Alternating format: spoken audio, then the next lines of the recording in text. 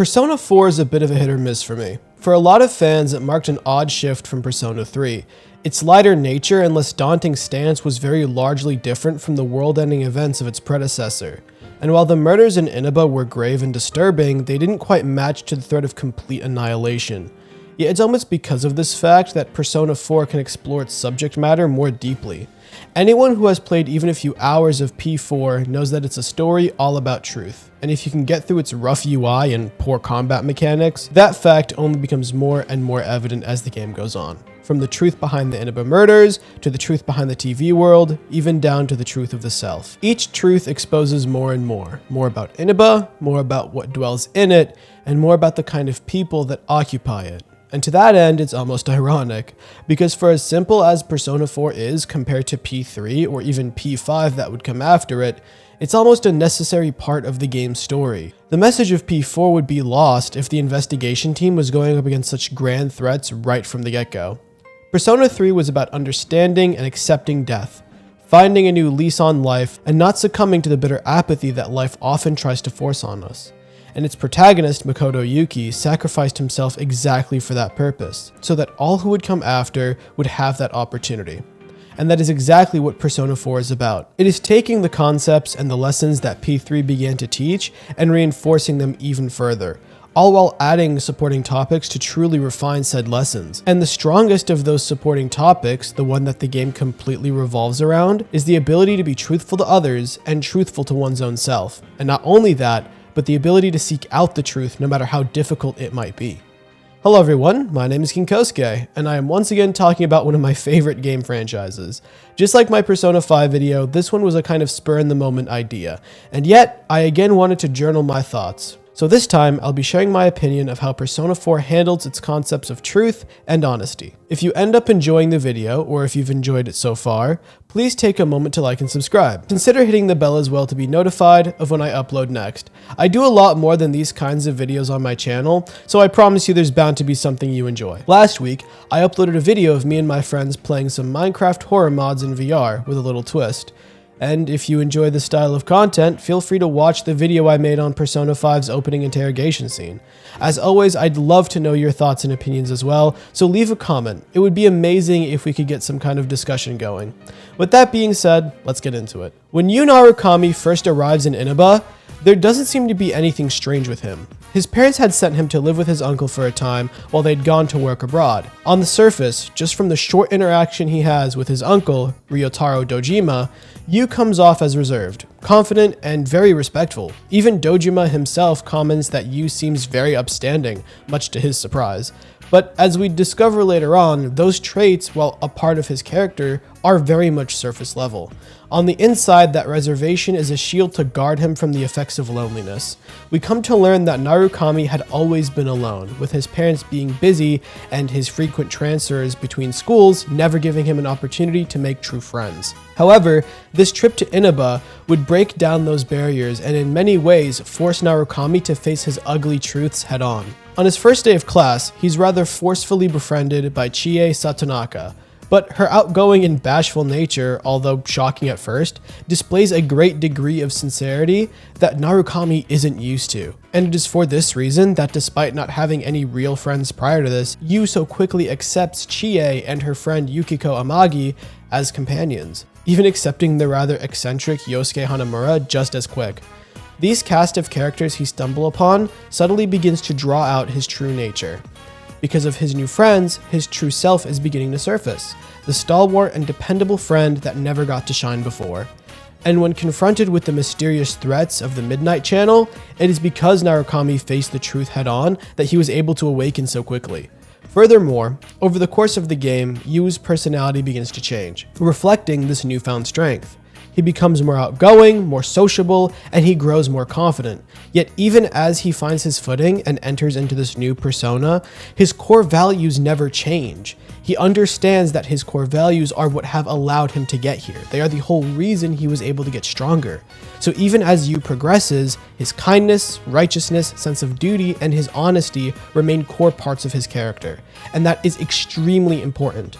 Oftentimes, when someone improves lacking traits about themselves, their already solid core traits will begin to deteriorate. This could be for many reasons, be it that they waver due to whatever caused the need for improvement in other categories, or that person simply forgetting their values. But Yu shows a perfect example of balancing both sides. He improves himself while not sacrificing what was already solid about his character. He remains truthful to himself, honest to himself, and to others around him. He doesn't become fake because of all the new attention, but Yu is a special case. After all, he's really only ever had himself, so of course he would develop the independence and self-reflection needed in order to learn about himself quite early.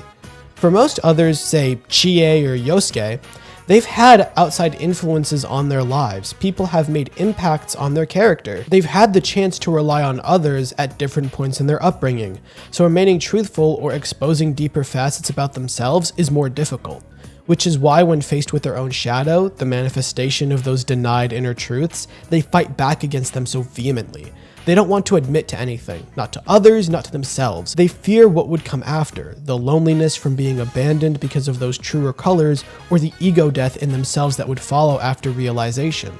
But instead of any of those things happening, they grow stronger after accepting those parts of themselves, after acknowledging their existence and striving to change. Their bonds get stronger, their friendships get clearer, their minds become more solid, and they find new reasons to live. And as I mentioned prior, that plays into the lesson of Persona 3 flawlessly. And because of that close hometown vibe Persona 4 works with, it amplifies the effect 20-fold. It somehow makes it feel more real. It's not a story about special cases up against a cosmic threat. Persona 4 is a story about curious kids who got bored and decided to try an old urban legend, one that ended up being true and setting them down the path of becoming unofficial investigators. It's that laid-back slice-of-life tone that to me allows the game to further convey its message in a more impactful way.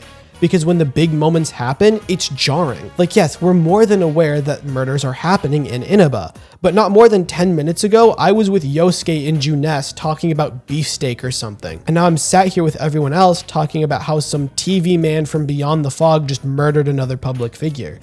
It's the moments of quiet, almost peaceful downtime that make the truth of the matter kick that much harder. And in life, that's usually how the truth works. It's not always going to be at the forefront. Hard truths like that will come unexpectedly, things that pop up in the moment and require immediate attention. And while I don't think we'll have to deal with any mystical TV jumping murderers anytime soon, then again in this day and age I wouldn't be surprised, Persona 4, in my opinion, does a really good job of showcasing just how hard those kinds of situations can be. Yes, in other Persona games prior, we did get to see the day-to-day life of the characters and the wild card, but we always knew that at the forefront was the big threat, be that Nyx or Nyarlathotep. Here, we don't even get to know about Izanami until the late game, and that's if we end up figuring that out. You could go an entire playthrough, catch Adachi, and still have no clue that Izanami was the one behind it all.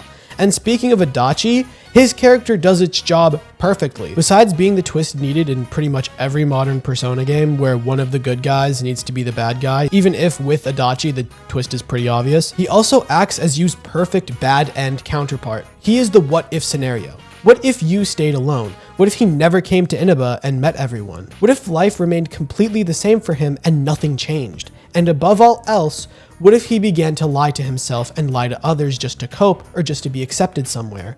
It might be insane to say, but Adachi is also an amazing example of how Persona 4 exemplifies power in truth.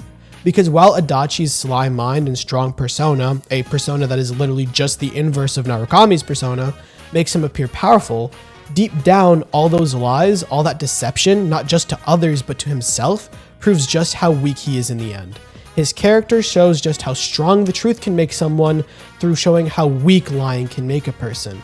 Because any power that a lie grants to someone is temporary, fleeting, and when confronted with the truth, the strength behind that lie crumbles like a house of cards. Overall, Persona 4 conveys such a simple but important lesson through an atmosphere and a cast that feel like a warm hug or a trip back home. It's an insane comparison, but if you're a fan of JoJo's Part 4, I heavily recommend you play Persona 4. It's actually kind of funny how their numbers line up too. Everything from Persona 4's soundtrack to its storyline to its little slice of life moments serve the grander purpose of the lesson it attempts to teach, a lesson that it gets across perfectly.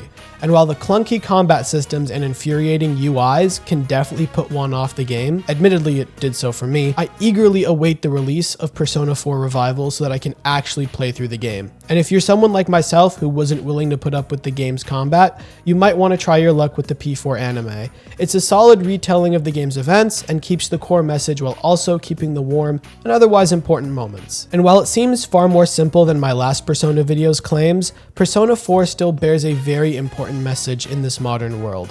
The hardest thing that one can do sometimes is remain true to themselves despite all that's happening. Lies run rampant and it becomes very difficult to discern truth from fiction. But if you're willing to do the digging, not just in the words of others, but in the confines of your own self, you'll be rewarded in ways you couldn't possibly begin to imagine. It's a hard process and at times very draining, but it's worth it in so many ways.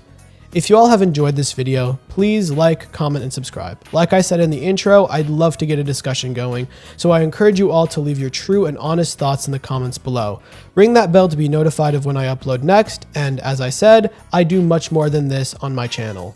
In fact, because of a suggestion from my last Minecraft horror video, me and 2 other friends will be playing the new Wonderland.jar mod in VR.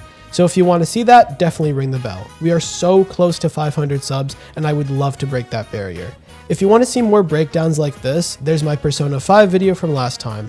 And if you want to see me lose my mind over breaking down a gacha game, there's my video about the current state of the Fatui in the most recent patches. With that being said, I'll see you all in the next video. Peace.